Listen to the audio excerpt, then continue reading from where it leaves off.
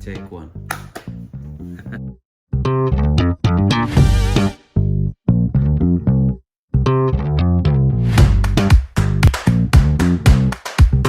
Hello, hi, I'm Kristen, And I'm Nate. and together We're great. We're just a married couple. We like watching Married at First Sight, like seeing insight on people and their different marriages and the psychology, and now we want to review it. So We're going to jump right into season 18, episode 4. So we got a handful of interesting people. we are just getting settling in the first wedding night and into the next day where we go meet the family, and then also when they go on their honeymoon. So a lot to talk about there. Some people like their spouses, some people are kind of but only time will tell. So the first couple we'll talk about is Carla and Juan. So There seems to be some pretty good chemistry, even though they're on opposite ends of like who's organized and who's not, who cares about money, who is more uptight about it. Very interesting. What are your thoughts? Yeah, money is energy to her. It's always interesting to hear. She can pay $13 for a juice smoothie every day. And Juan is like, okay, I'll cook you, or not cook, I'll make you a smoothie. So it also seems like she asked him to do a lot, like even to stir her coffee, which is, I guess, fine, but she made a comment about like, oh, you're gonna get used to spoiling me. And I just don't know how that's gonna really work. I think even when he talks to the parents and stuff like that, or when she talks to his parents, both parent talkings, it seems like he kind of wants her to work, and it feels like she's kind of like, well, I can kind of be a nomad. So we'll see. Yeah, the universe provides kind of thing. Yeah. And I think that's gonna get to Juan eventually, because he's a businessman. He's got his app, which is interesting too. It's not making really, money. Yeah, it's not doing anything right now. So I don't know.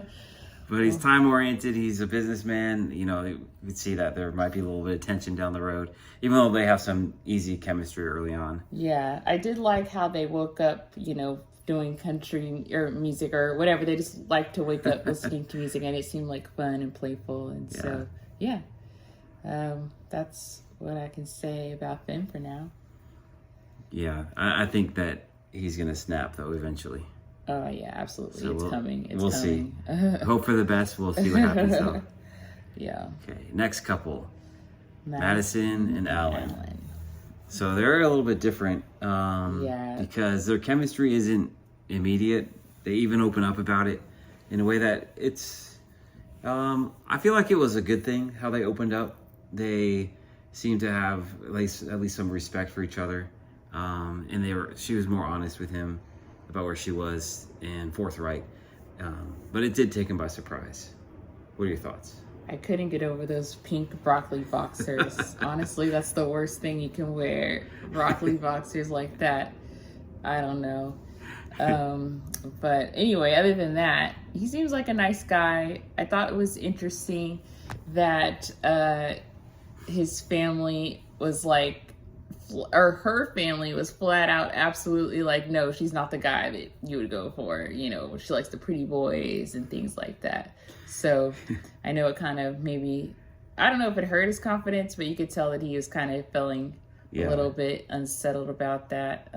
They were more like, oh, bless his heart. He's got a personality. Yeah, he's got a personality. He's got a great heart. I think his family said that about him. So. Yeah. But still, we should check to see if he has STDs. Yeah. That was a little wild, where the family made him take a test for STDs. Well, I think it's fair. You don't really know the people, so yeah. Well, he did, so good. He already took that precaution.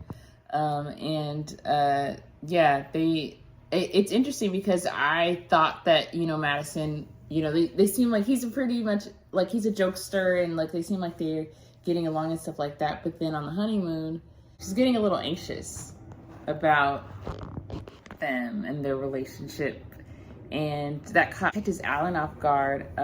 Seems like they have a nice dinner to talk about the fact that even though she is anxious, to kind of just be patient with her, and Alan seems to be accommodating in that, they'll figure it out step by step. It's nice that she still wants to do the physical touch and stuff like that, so that they're not kind of like she's not trying to be too into her head. Yeah, so. I thought that was good too. She was like, I still want to connect, because like if we cut that off now, like we're not going to build a connection. Yeah. And I feel like they did a better job of, in the past there were couples that kind of had that bridge and they never were able to make that leap. But I feel like it was good that even though first she was able to communicate her anxiety and bring him in to where she was at, even though he might have felt differently about it, she was including him in that, but also that she was open to like, let's, I'm open to you holding my hand and this and that. So we'll see. Maybe the broccoli won't kill the relationship. I hope not.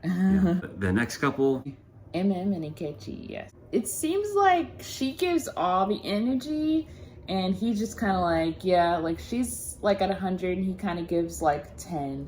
Yeah. And it just doesn't really sit right with me. Yeah, he makes her dance around where he's at emotionally, physically, and all these things. And she's got a lot of energy for sure, and he doesn't really match that. And he also was, she confronts him with the idea that he's looking for a unicorn, someone who's a specific, perfect person. And he kind of doesn't answer that until she kind of like pulls it out of him almost. What do you think? Yeah, I got the vibe, even when MM was talking to his family, she was asking him, why is he still single? I pretty much surmised the fact that he was picky. He's just a picky guy, and you could see it. Like, he said he wanted Kelly Rowland. Like, I don't know. He just has a lot of high expectations, and I think maybe that's kind of why he's single, because and he even kind of went as far as to tell her family that he sabotaged the last relationship. And I was thinking, why would you just go out and straight say that? There's a different way to like diplomatically word that if you're trying to make a good impression. Yeah. So I just feel like he doesn't really care enough to really present himself with his best foot forward. Another thing too is that for him was 12 years ago, and like right at the end of college, he said, which I think is like, he hasn't tried to take anything else seriously since then. Yeah. Which I think for her that should be a little bit more of an obvious red flag. Yeah, which she also says that she usually ignores red flags, right? Something in the past, but here she does something interesting where she acknowledges it, but she kind of still looks over some of the potential things, like the different energies, the skating around questions kind of part, and just I feel like he still has high standards that he's not really communicating to her. Yeah, and we'll see whether he's on here for the right reasons, or I don't know what the right reason is, but her family was also questioning whether he was here for like love and marriage, or if this was an opportunity to just be on a show, because he also applied in Houston and he moved to Chicago. So we'll see. It's not really looking promising, but we'll see. Anything can happen. I forgot about that. Like, is he doing it to be on a show, or is he doing it to actually be in a relationship? Yeah. The funny part too was when they were talking about what they would eat, and she's like, "Would you eat chitlins?" And then she went down this list of like chitlins, liver, kidneys, hearts. Yeah. So you could see there though that like she's more open-minded about trying new things, and he's like, nope. Yep. He even said like, we're just gonna wrap this up. Yeah, it's a wrap. It's a wrap. That's like, I don't know. I feel like that's always like a hint at something a little less promising. Yeah. So the next couple, we have Michelle and David.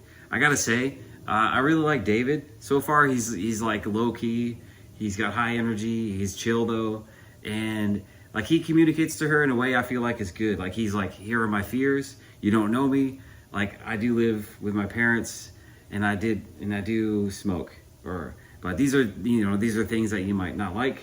But it's like I tell you, you did say it a little too often. like, I choose to live with my parents. Like, Yeah. he's self-aware of how that looks, but Yeah. she's not really taking that well at all. And I Yeah. feel like that's a kind of a blunder. Yeah, which is kind of messy because he seems like a solid dude. He has 2 jobs. Like, he's stable. I feel like if he wanted to, he can live wherever he wanted to. Yeah. The fact that he keeps saying, I choose, and then I don't know, it's giving, maybe it wasn't a choice. I don't know. Now I'm thinking, I don't know if it's a choice, because he did mention something about financially, he chooses to live at home. He slipped in a financially, and I was like, wait a second, buddy. I thought this was about choice. But anyway, he does seem like a nice dude. I mean, and that's not really, and I would think that, you know, since they're married now, they're not going to be going to live in the basement. They'll probably be living somewhere else. And if he's, like he says what he's saying, like he can't afford to live somewhere, then I don't think it should be a problem.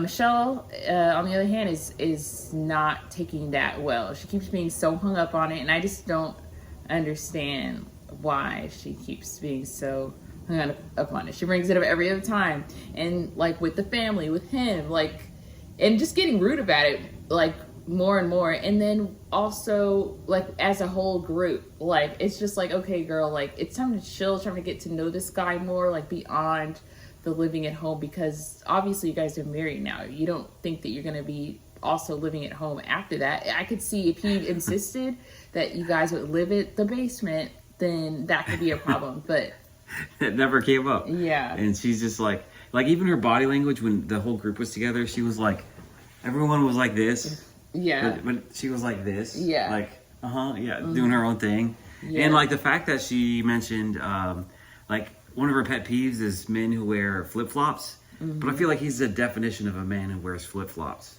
Yeah. Being as chill as he is. But he's also like, he also has a routine. Like, he gets up at 5 a.m., goes to the gym. He has and he like does his jobs and stuff like this. It's like, not that he's without ambition or anything like that. And she's just stuck on the whole living at home. Yeah, it probably paints an aesthetic of somebody who might not be, just serious or responsible. I think that's probably what it's painting to her.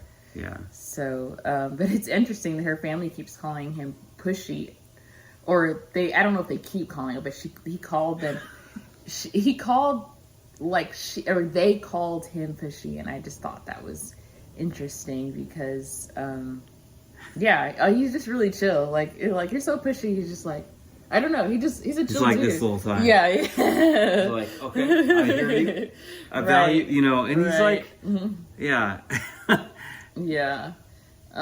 So yeah, we'll see about them. I know the sister, or David's sister, is a little like has her eye on Michelle, because it's like, wait, you're not 100% in? Like, she straight up asked her that. And it doesn't seem like it because of how hung up she is. Yeah. So yeah, we'll see. It's a real question. The first night of the honeymoon, he slept on the couch at 1 a.m. to get some tacos. I found that a little sus. I don't really know why he was doing that, but whatever. I think he's reading the room. She's not really giving that, a welcoming space for him. I feel like he's just reading the room and still trying to make something out of it. Yeah, maybe he doesn't. He feels not intimidated, but just not safe. So So we'll see. Maybe that'll change. Yeah. Camille and Thomas. Is this our last couple? This is our last couple. Okay. All right. On to Camille and Thomas. Okay. I feel like this is my low-key favorite couple so far. I think so too. I really do want them to work. They seem like really genuinely both nice people. Not that other people weren't, but I don't know. Something about them. I'm just rooting for them. The strangest part was when they were talking to each other's family members, the opposite families. Yeah. It seemed like that he was talking, because the sister looks like her. Yeah. And she, in turn, was, when it flopped to their turn, she was talking to her twin brother. Yeah. So it just seemed like a little bit of a Black Mirror kind of episode. Yeah, double take. Like, if he wanted to, he could just tap his twin on the shoulder and hear what she actually feels and sit in his seat. But they seem to have really pretty good chemistry. She's not really put off by how much older he is than her, because she's about 9 years older. She's he's 10 years older than her. 10 years, yeah. 42, 32. He's right. 42, she's 32. Yeah, and it seems like she's kind of burnt out from men that aren't serious or mature, and he seems to embody that for her. Yeah. So, and like he's pretty open with the family and her that he has struggled with being vulnerable, and that was kind of what caused a lot of the problems in previous relationships. Yeah. But with him putting that foot forward with her, I feel like that's kind of opening a pretty big opportunity for them to grow together. Yeah, I agree. It was interesting that they said that in their sibling relationships, they are both the receptors. Both Camille and Thomas are both the receptors, where their siblings are more of the, they called it aggressors, where it's like they're the ones, maybe initiating things, and the other is just receiving, hearing them out. So it'll be interesting just to see what the dynamic will play out with them, as they're both the receptors. And it was also interesting that, he is a little bit, they're talking about their personalities different. From what I see, like, Thomas seems like a quiet guy, and, his twin brother was saying that Camille needs to probably be pushed out of his shell. So that'll be interesting. She seems like she's up for the challenge. I think that having the responsibility of pushing somebody out of their shell, I don't know how she's gonna take that, especially if he, continues with how he was in past relationships, with letting things kind of like fester up and resent. Yeah. So I don't know. Yeah, we'll see how daunting of a challenge that will be, and maybe it'll be fine. Maybe because at the honeymoon they were talking about how he didn't think that he was going to be so attracted to somebody and feel so safe with somebody. So I'm glad that. But he said that. Yeah. Glad that they felt that way, and I hope that continues, and they continue to grow, and it's not just the honeymoon phase, even though they're on their honeymoon. Yeah, with him communicating that he feels that's safe to maybe that's an opportunity for him to change, like from that past, and he seems pretty self-aware. Yeah, he better not break her heart. That's what the family was afraid of. So, yeah, that's going to be interesting to see how that, because I feel like they're our favorite, because they kind of reflect a little bit of us too. Like we're both conflict avoidant to a certain degree, and just to see how it goes with other couples too that have that same dynamic. It's pretty interesting to follow. Yeah. So we got plenty of couples. Nothing dramatic yet. No one stormed off. Yep. We still have a lot of love, a lot of growing for people that are still getting there, and we'll see how it evolves. So we have it's 5 couples. 5 couples, yeah. 5 couples. It's still 5, and nobody's dropped out yet, some seasons. So, yeah, praying that they all make it to decision day, but we'll see. Yeah, all 10 of them, all 5 of them with each other. Yes, exactly, and no switch ups, but maybe there will be. I think I heard maybe those rumors, but we'll see. Yeah, right. We don't know what to expect. Okay, that's our review. Yeah, well, thanks for joining us. Until next time, season 5. Bye.